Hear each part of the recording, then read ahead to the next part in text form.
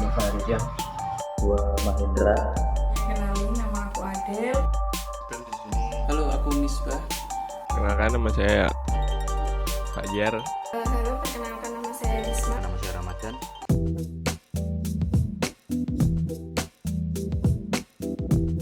Tiap gua berangkat kantor misalnya, biasanya itu macet ya. Tapi setelah ini ada physical distancing, jalanan itu lebih sepi. Dan itu mungkin positifnya ya. Physical distancing ini gua jadi makan lagi terus ke kantor. Biasanya makan luar itu makan di tempat, sekarang ya dibungkus lah. Yang pertama itu kita menjadi ada jarak bersama orang lain yang awalnya kita bisa berkumpul, itu sekarang ada jaraknya. Terus kedua, setelah ada physical distancing ini kita ada himbauan untuk di rumah dulu, karena kita tidak tahu di luar sana itu siapa aja yang terkena virus dan siapa aja yang terpapar. Saya menjadi jaga jarak dengan orang-orang, terus seuzon apakah dia kena corona, menjadi jahat ya sepertinya saya karena seuzon, padahal sebelum corona saya tidak pernah seperti itu. Banyak hal-hal yang biasa dilakukan sekarang ini jadi nggak bisa dilakukan. Ya contohnya misal kuliah juga nggak ada pertemuan tatap muka, sekarang diganti jadi kuliah online dari rumah masing-masing. Jadi nggak bisa kumpul-kumpul lagi sama teman-teman, nggak bisa nongkrong-nongkrong lagi. Ya jadi mesti jaga jarak sih sama orang-orang. Kalau sekarang sih untuk beli bensin aja udah nggak bisa gitu ya, malas juga. Ya begitulah kegiatan di luar, jadi nggak bisa. Nggak bisa ketemu dengan teman, nggak bisa aktivitas sesuai hari-hari biasa. Ada kekurangan lah di kehidupan kita. Pembelajaran jadi online. Terus kita tidak bisa kumpul-kumpul lagi sama teman, tidak bisa nongkrong. Kita harus berdiam diri di rumah untuk mencegah terjadinya corona. Terus ibu saya, bapak saya jadi paranoid karena pernah saya batuk, keluarga saya bilang corona kan itu alay, padahal saya kesel air putih.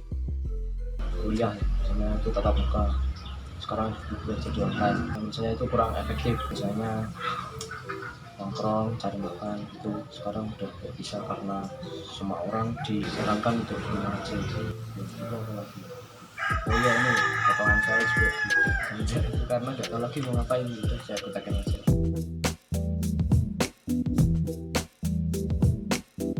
Kalau di rumah sih biasanya aku udah wajib sih bantuin orang tua yang pertama. Terus yang kedua itu kita jadi lebih dekat sama keluarga. Yang awalnya kita kan sering kegiatan di luar, kita jarang di rumah karena kesibukan juga, karena kan ya punya kesibukan sendiri-sendiri.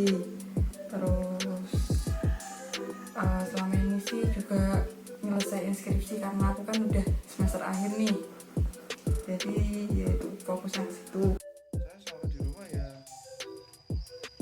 seperti manusia selayaknya, tidur makan, habis makan bir, menunggu pagi, habis itu tidur lagi menunggu malam, begitu terus selama karantina, seperti orang yang tidak punya jalan hidup. Dengerin musik, dengerin podcast, nonton YouTube, main game, makan, tidur lagi udah. Yang pasti banyak tidurnya sih. Kebetulan saya juga masih kuliah, jadi untuk sekarang kuliahnya berbasis online. Kalau lagi nggak kuliah ya biasanya cuman tiduran, rebahan, ya gitu aja. Paling sering sih nonton series sih. Soalnya kemarin abis nonton series Korea, Itaewon Class, ternyata bagus juga. Sip Korea. Ya bersih-bersih rumah, latihan masak. Seperti lagu anak-anak, bangun tidur, terus mandi, habis mandi, ku terus makan, habis makan ku terus tidur, habis tidur ku terus mandi, habis mandi ku terus makan, habis makan ku terus tidur. Gitu aja diulang-ulang sampai budrek. Hobi sih, hobi. Nggak semua hobi bisa dilakukan di rumah, tapi pasti kalian juga punya hobi yang bisa dilakukan di rumah. Misalnya dengerin musik. Akhir-akhir ini saya sering dengerin musik, kayak buka playlist lama gitu yang nggak pernah saya dengerin. Itu sering habisin waktu di situ sih, sama member digital lumayan lah buat nambah uang jajan juga ya. Terus sebenarnya pengen main game ya sama teman-teman. Terus itu doang. Oh ya satu lagi, karena banyak waktu luang saya lebih sering main vape karena selama ini cuma jadi penikmat aja. Sekarang saya latihan buat vape. Bangun tidur, makan, main game, nonton film, tetap kerja, masuk ke kantor. Cuman kalau ada pekerjaan itu saya bekerja di rumah, baru itu gua work from home.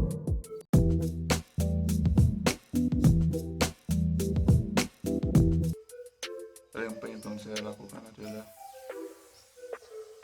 saya ingin menjaga kebersihan, lalu bercengkrama dengan kawan-kawan, menghibah seseorang, entah itu menghibah tentang perselingkuhan, menghibah tentang perceraian, lalu menghibah tentang kehidupan. Ya seperti itulah yang ingin saya lakukan. Pengen banget kumpul-kumpul lagi sih sama teman-teman, pengen main PS lagi, pengen makan lagi di Burjo, nongkrong lagi lah pasti. Kayak banyak banget hal-hal yang pengen diobrolin setelah pandemi ini selesai. Tentunya banyak ya, tapi gampangnya sih pengen salaman sama semua orang yang saya temuin di jalan. Kan sekarang nggak boleh bersentuhan dengan orang. Kalau nanti setelah pandemi selesai, saya mau bersentuhan dengan orang banyak. Gampangnya gitu. Tujuan utama itu saya pingin adanya wisuda, menyelesaikan perintilan-perintilan yang belum saya selesaikan, menyelesaikan sertifikasi saya, kemudian bekerja. Saya langsung naik gunung karena saya bosen di rumah terus. Saya ingin menghirup udara segar. Ya pasti nongkrong ya sama teman, karena kan kangen juga nggak pernah ketemu. Main futsal, bioskop, karena sebenarnya kan banyak film bagus ya di tahun ini, karena sayangnya ada pandemi ini jadi agak ini jadi yang tayangnya yang sudah menginjak semester akhir, semester 8 seperti saya, mungkin tugas akhirnya agak sedikit terhambat karena adanya target saya setelah selesai, mungkin target utamanya nyelesain itu sih, karena nggak mau lama-lama, kasihan juga orang tua kan. Pasti pulang kampung lah. Gue udah pelan banget pulang kampung, teman-teman, keluarga, kan semua dari Semarang, itu Semarang. Keluar rumah ke kampus, ketemu sama dosen, nyelesain skripsi. Soalnya ya karena adanya ini tuh untuk apa-apa tuh jadi kurang efektif.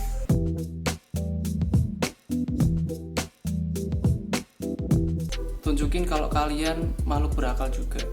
Gunakan akal kalian, pikirkan dampaknya, mikir, udah itu aja. Ya egonya dihilangin dikit lah. Tenaga medis nggak punya masker, padahal tenaga medis yang bekerja paling depan untuk menangani virus corona ini, terutama untuk menangani pasien-pasien yang sudah terkena, kan jadi ya kurang aja gitu loh. Untuk orang-orang yang masih nongkrong di luar, balik lagi, jangan egois. Saya pikir semua orang itu mau nongkrong juga kok, cuman untuk sekarang kalau nggak ada kepentingan lebih, jangan dulu lah. Malu sama orang-orang yang ibarat kata dia itu pengen di rumah, cuman keadaan dia nggak bisa memungkinkan dia untuk di rumah karena pekerjaan dia ada di luar gitu. Sebaiknya kita sebagai orang yang belum terkena bisa mengurangi penggunaan supaya dokter dan suster itu bisa efektif dalam menangani virus corona itu sendiri. Dan untuk orang-orang yang masih nongkrong, kamu itu jangan egois, karena kamu itu belum tentu kamu akan sehat ketika kamu keluar, dan ketika pulang kamu belum tentu kamu tidak membawa virus itu ke keluarga kamu. Otak Anda itu seperti otak udang ya, tapi lebih goblok gitu. Saudara Anda lagi kesusahan, Anda mencari keuntungan dari saudara Anda yang lagi kesusahan. untuk orang-orang yang masih nongkrong di luar sana, cuman nongkrong ngomongin gak jelas, gibah, itu otak Anda itu lebih parah itu, setengah ya. Corona itu bisa menyerang siapa aja. Bayangkan kalau walaupun umur kamu muda, kekebalan tubuh kamu bagus, tapi kamu kan bisa menularkan ke orang tua Anda. Kalau kamu pengen nongkrong, kamu nongkrong di kuburan.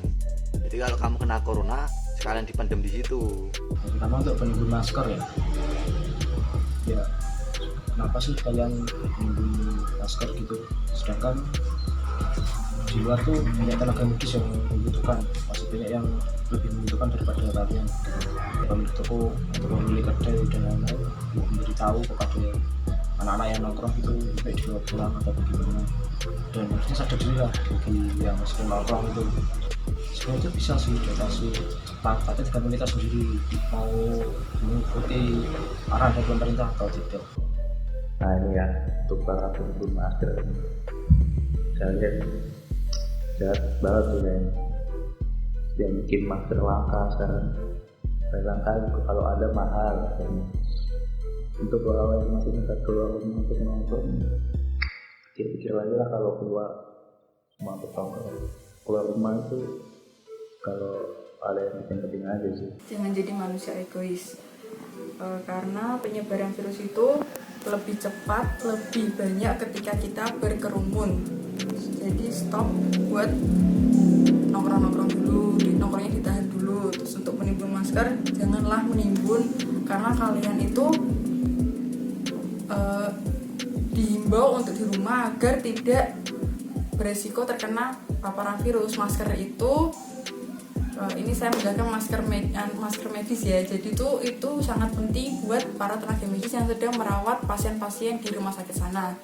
Gini ya, yang untuk menimbun masker mending yang ditimbun tuh jangan masker, tapi otak Anda yang ditimbun.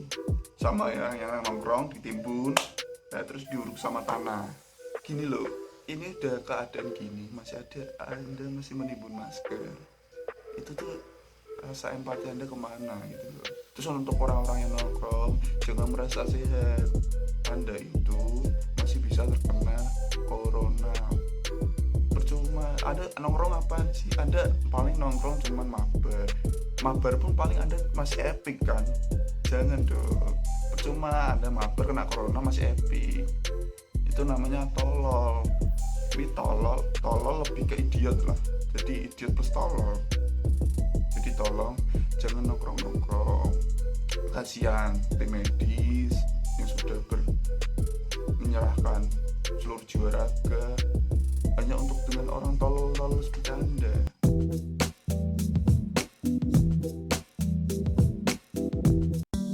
Mereka membantu pasien-pasien yang terkena virus corona dengan waktu kerja yang cukup padat ya. Mereka sampai tidak bisa bertemu keluarganya dengan waktu yang belum ditentukan juga, dan mereka tidak bisa di rumah aja selayaknya kita yang tidak punya kepentingan gitu. Jadi saya sih sangat berterima kasih, respect. Saya berharap mereka mendapat ganjaran yang lebih lah untuk apa yang mereka lakukan saat ini, dan diberikan kesehatan selalu sih. Tetap sehat, jaga kesehatan. Saya ucapkan terima kasih atas perjuanganmu, dan saya berpesan tetap semangat dan bersabar. Saya sangat mengapresiasi kepada seluruh tenaga medis Indonesia, dunia, bahkan yang mau mengorbankan dirinya agar bisa merawat atau mengatasi yang terdampak virus ini. Dan harus semangat ya dengan segala keterbatasan yang ada. Semoga kalian tetap diberi kesehatan untuk melawan pandemi. Terima kasih buat tenaga medis yang sedang berjuang untuk melawan virus ini. Terima kasih. Semoga kalian diberi kesehatan selalu, diberi keselamatan selalu oleh Allah Subhanahu wa Ta'ala. Dan untuk tim medis, terima kasih Anda telah menyerahkan atau seluruh jiwa raga Anda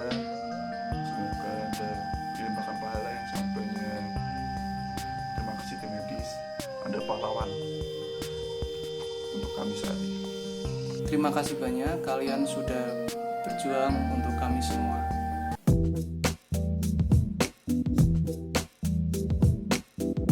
Tidak ada lagi korban. Semoga juga ada vaksin yang ditemukan untuk mengurangi virus ini. Harapan saya untuk pandemi ini tentunya segera cepat selesai, segera ditemukannya vaksin, obat. Semua peristiwa yang telah terjadi di awal tahun 2020 itu menurut saya cukup membuat kita sadar lah bahwa sebenarnya itu kita penting sekali untuk menjaga alam. Jadi harapan kedepannya marilah kita jaga alam ini. Bila kita memberikan dampak positif kepada alam, maka alam juga akan memberikan dampak positif kepada manusia. Semoga cepat hilang lah dari Indonesia. Semoga semuanya kembali normal seperti dulu. Semoga pandemi ini segera berakhir, segera usai. Aku harap semuanya dapat berjalan dengan semestinya dan senormal mungkin. Harapan untuk pandemi ini, semoga pandemi ini cepat selesai dan manusia bisa beraktivitas dengan selayaknya seperti itu. Jadi ya tolong corona kalau udah menyelesaikan tugasnya tolong pergi, kalau belum nyerang aja yang nongkrong itu. Yang nongkrong, habis itu yang nongkrong diisolasi di situ, jadiin satu, habis itu ditimbun sama penimbun masker. Dah. Semoga cepat membaik, semoga cepat normal kembali.